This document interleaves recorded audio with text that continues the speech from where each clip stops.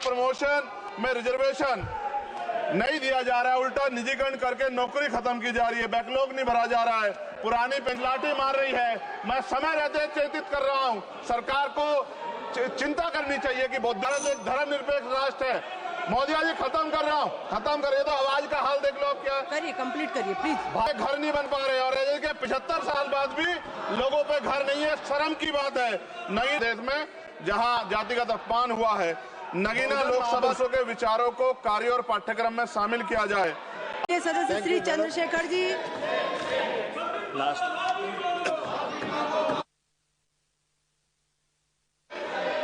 धन्यवाद सभापति जी। मणिपुर देश का अभिन्न अंग है, वहां महिलाओं एवं बच्चों की सुरक्षा सुनिश्चित की जाए। यह केवल एक राज्य का नहीं बल्कि यह मुद्दा देश की अस्मिता और गरिमा से जुड़ा हुआ है।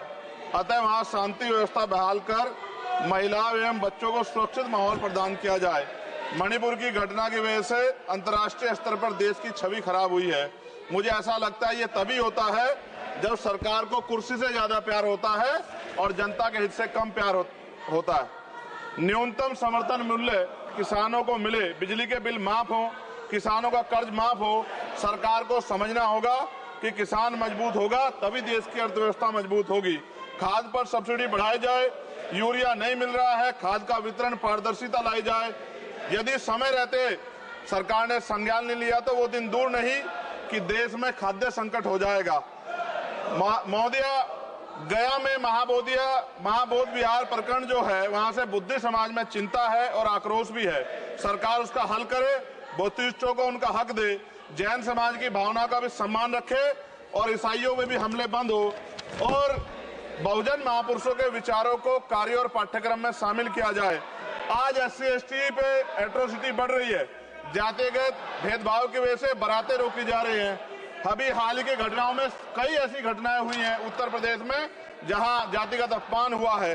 नगीना लोकसभा क्षेत्र में किसानों की मुख्य आय का साधन गन्ना उत्पादन है, लेकिन न गन्ने का मूल्य में वृद्धि हुई है और न ही मिल द्वारा समय पे भुगतान किया जा रहा है।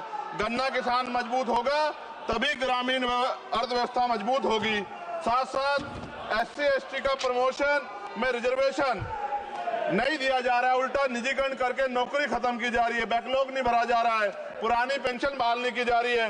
ये सब बार बार मैं इसलिए बोलता हूं कि हमारे लोगों को पता लगे कि सरकार को उनकी परेशानियों से कोई फर्क नहीं पड़ता और वो समझे सरकार उनकी कितनी तेजी है। प्रधानमंत्री आवास योजना में जो मानक में बदलाव किया जाए, उससे बहुत से पीड़ित वंचित रह जा रहे हैं। कई बार ऐसा होता है और मैंने ये देखा अपनी आंखों से, किसी ने बरसात से बचने के लिए ईंटें लगा दी हैं, उनको मानक से बाहर कर दिया जाता है। इस वजह से वो परिवार इस सुविधा का लाभ नहीं ले पा रहे। खत्म करूंगा मैं। इस वजह से उनके घर नहीं बन पा रहे और के 75 साल बाद भी लोगों पे घर नहीं है, शर्म की बात है।